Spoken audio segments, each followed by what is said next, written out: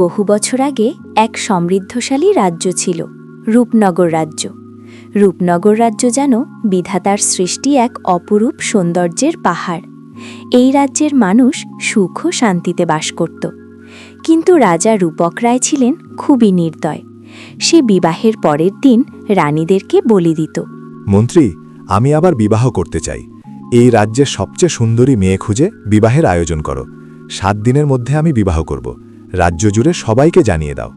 মহারাজ, মাফ করবেন, অভয় দিলে একটা কথা বলতে চাই। এই রাজ্যে কেউ আপনার সাথে মেয়ে বিয়ে দিতে রাজি নয়। সবাই তাদের মেয়েকে এই রাজ্য ছেড়ে দূরে আত্মীয়ের বাড়িতে রেখে এসেছে। কি বললে তুমি? কার এত বড় সাহস আমার রাজ্যে থাকবে আর আমার কথা অমান্য করে? তুমি বলে দাও, আমার অর্ধেক রাজত্ব দেব। তারপরও যে আমার কথা অমান্য করবে তাকে শুলে চড়াবো। তুমি আমার প্রস্তাব দাও। যদি আমার প্রস্তাব প্রত্যাখ্যান করে তাহলে আমার শাস্তির কথা জানিয়ে দাও। এই কথা বলে রাজা রূপক রায় রাজমহলের ভিতরে যায়, আর মন্ত্রী সুন্দরী মেয়ের সন্ধানে রাজ্য ঘুরতে বেরিয়ে পড়ে। এই হচ্ছে চারু। চারু দেখতে যেমন সুন্দরী তেমনই বিনয়ী। চারু অসুস্থ জলিলের একমাত্র মেয়ে। চারু অসুস্থ বাবার সেবা করা থেকে সংসারের সব দায়িত্ব পালন করে। আহারে বেচারি চারু, যেভাবে অসুস্থ বাবার সেবা করছে, না জানি বেচারি কবে রাজা রূপক রায়ের বলির শিকার হয়। চারু রূপে গুণে লক্ষ্মী মেয়ে। ঠাকুমা, রাজা রূপক রায় এভাবে সুন্দরী মেয়েদের কেন বলি দেয়? এর কোনো প্রতিবাদ করে না কেন কেউ? রূপক রায় রাজা হতে পারে, রাজ্য শাসন করা তার কাজ। মানুষকে বলি দেয়ার তার কোনো অধিকার নেই। চারুর মতো ভালো মেয়েদের কেন বলির শিকার হতে হবে? আমাদের প্রতিবাদ করা উচিত। আমরা আমাদের কোনো মেয়েকে বলি দিতে দেব না। রূপক রায়ের এটা একটা নেশায় পরিণত হয়েছে, বিয়ে করে পরের দিন বলি দিয়া। আর প্রতিবাদ প্রতিবাদ কে করবে? কার এত বড় সাহস আছে নিজের প্রাণ দেবে? রাজা রূপক রায় একজন অহংকারী, দাম্ভিক ও অত্যাচারী রাজা। কেউ তার প্রতিবাদ করলে তাকে শুলে চড়াবে। প্রাণের ভয়ে সবাই তার অত্যাচার মুখ বুঝে সহ্য করে। এদিকে চারু কাপড় ধোয়া শেষ করে রাস্তা পার হয়ে বাড়িতে যাচ্ছিল। ঠাকুমার কথাগুলো যেন চারুর কানে এসে বাড়ি খায়। চারু কোনো দিকে কান না দিয়ে নিজের মতো চলছে।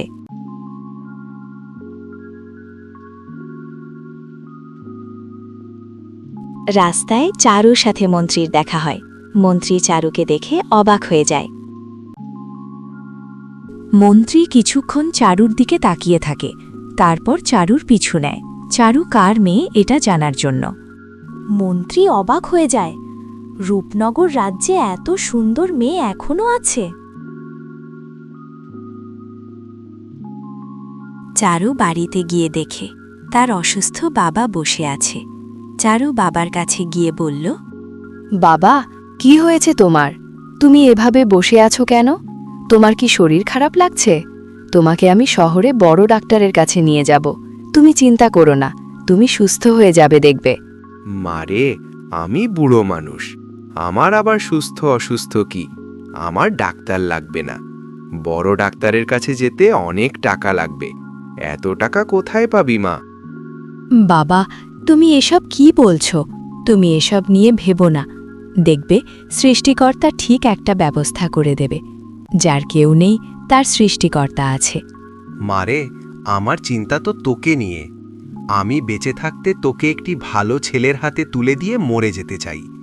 সৃষ্টিকর্তার কাছে আমার একটাই চাওয়া, সৃষ্টিকর্তা যেন আমাকে সুস্থ রাখে সেই দিন পর্যন্ত। আমি না থাকলে তোর কি হবে? অসুস্থ জলিলের ঘরে এত সুন্দর মেয়ে? মহারাজকে গিয়ে সব বলতে হবে। এই বলে মন্ত্রী রাজমহলে ফিরে যায়।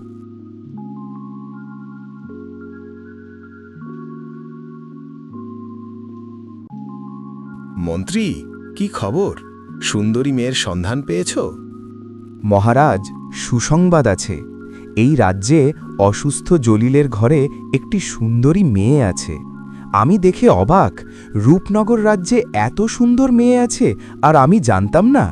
জলিল খুব অসুস্থ, মেয়েকে বিয়ে দেওয়ার জন্য পাত্র খুঁজতেছে। বেশ মন্ত্রী, তাহলে আর দেরি কিসের? তুমি কালকেই জলিলের কাছে বিবাহের প্রস্তাব নিয়ে যাও। মহারাজ, আমি ভাবতেছি অন্য কথা। এই প্রস্তাবে জলিল যদি রাজি না হয়?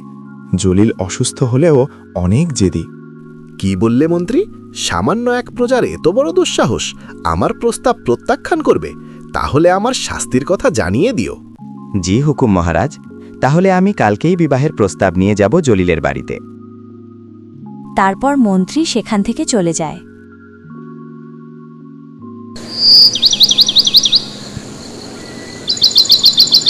পরের দিন মন্ত্রী জলিলের বাড়িতে যায় রাজা রূপক রায়ের সাথে চারুর বিবাহের প্রস্তাব নিয়ে। মন্ত্রীকে দেখে জলিল ভয় পেয়ে যায়। মন্ত্রী মশাই যে কি মনে করে এই গরিবের বাড়িতে? আমার কোনো ভুল হয়েছে নাকি? ক্ষমা করবেন আমাকে।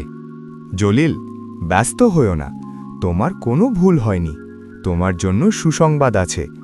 রূপনগর রাজ্যের রাজা রূপক রায়ের সাথে তোমার মেয়ে চারুর বিবাহের সম্বন্ধ নিয়ে এসেছি। তোমার তো কপাল খুলে গেছে। মন্ত্রীমশাই ক্ষমা করবেন, আমি আমার মেয়েকে রাজা রূপক রায়ের সঙ্গে বিয়ে দেব না। দরকার হলে আমার মেয়েকে নদীতে ডুবিয়ে মারব, তারপরও রূপক রায়ের বলির শিকার হতে দেব না। আমি গরিব হতে পারি, কিন্তু লোভী না।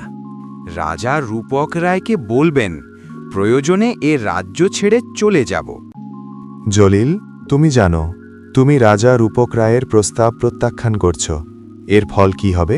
তোমাকে শুলে চড়তে হবে।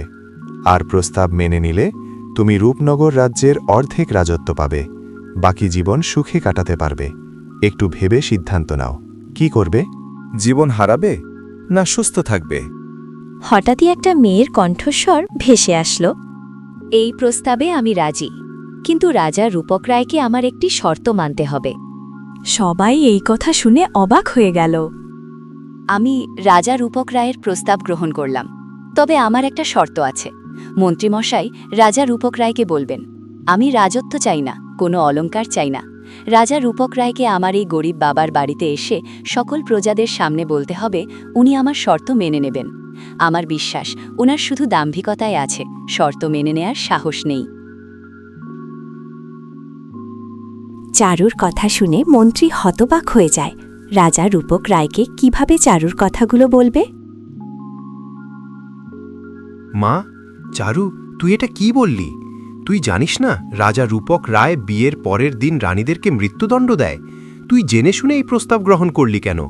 চল, আমরা এই রাজ্য থেকে দূরে কোথাও পালিয়ে যাব, যেখানে রূপক রায় আমাদের সন্ধান পাবে না।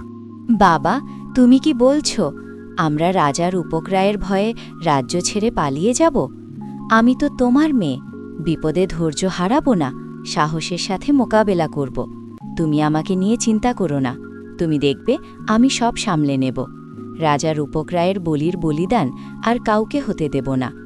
আমি যদি পালিয়ে যাই তাহলে আবার আমার মতো অন্য কোনো মেয়েকে বলি হতে হবে। মা, তোর ওপর আমার ভরসা আছে, কিন্তু মা, তুই ছাড়া আমার আর কেউ নাই। তোকে আমি হারাতে পারবো না। রাজা রূপক রায় খুব নির্দয় ও অত্যাচারী রাজা, এজন্য ভয় হয়। বেশ, তুই যখন বলছিস তাহলে আমি রাজি। তবে মা, তুই আর একবার ভেবে দেখিস। মন্ত্রী, কি খবর বলো? আমি খবর শোনার জন্য অপেক্ষায় আছি, বলো তাড়াতাড়ি। মহারাজ, কি বলবো, জলিল প্রস্তাব গ্রহণ করেনি। জলিলের মেয়ে চারু প্রস্তাব গ্রহণ করেছে, কিন্তু মন্ত্রী কিন্তু কি? বলো তাড়াতাড়ি। আমি রূপনগর রাজ্যের রাজা রূপক রায়। আমার প্রস্তাব সামান্য প্রজার প্রত্যাখ্যান করার সাহস হয় কিভাবে? আমার প্রস্তাব প্রত্যাখ্যান করার শাস্তি কি বলো নাই? মহারাজ, জলিলের মেয়ে শুধু সুন্দরীই না, সাহসী ও বুদ্ধিমতীও। চারু বলেছে তার একটি শর্ত মানতে হবে।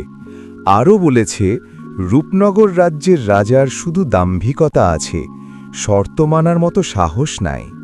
কি বললে মন্ত্রী? সামান্য একটি মেয়ের এত বড় সাহস? রূপনগর রাজ্যের রাজা রূপক রায়ের সাহসিকতা নিয়ে কথা বলে? আমি যাব সেই মেয়ের কাছে। পরের দিন রাজা রূপক রায় জলিলের বাড়িতে যায় চারুর সাথে দেখা করার জন্য। চারুর কথাগুলো যেন রাজা রূপক রায়ের আত্মসম্মানে আঘাত করে। কে সেই নারী যে রূপনগর রাজ্যের রাজা রূপক রায়ের দাম্ভিকতা ও সাহসিকতা নিয়ে কথা বলার সাহস দেখিয়েছে? আমি সেই নারীকে দেখতে চাই। তার সাহসিকতায় আমি মুগ্ধ। এই প্রথম কেউ আমার সম্পর্কে কথা বলেছে। তারপর চারু সামনে আসে। চারুকে দেখে রাজা রূপক রায় অবাক হয়ে যায়। এত সুন্দর মেয়ে রাজা আগে কখনো দেখে নাই। আমি সেই নারী যে রূপনগর রাজ্যের রাজা রূপক রায়ের দাম্ভিকতা ও সাহসিকতা নিয়ে কথা বলেছে। আপনি রাজা আর আমি এক সামান্য প্রজা, তাই বলে কি আমার মতামত প্রকাশের অধিকার নেই? আমি সত্যিটা বলেছি মাত্র। সত্যি বলার জন্য সাহস লাগে না। সত্যি তুমি অনেক সাহসী মেয়ে। তোমার কথা আমাকে মুগ্ধ করেছে। আমি তোমার যে কোনো শর্ত মেনে নিতে প্রস্তুত। তুমি তোমার শর্ত বলো। গল্পটি যদি ভালো লেগে থাকে তাহলে আমাদের চ্যানেলটি সাবস্ক্রাইব করে বেল আইকন বাজিয়ে রাখুন। দ্বিতীয় পর্ব দেখতে চোখ রাখুন আমাদের চ্যানেলে।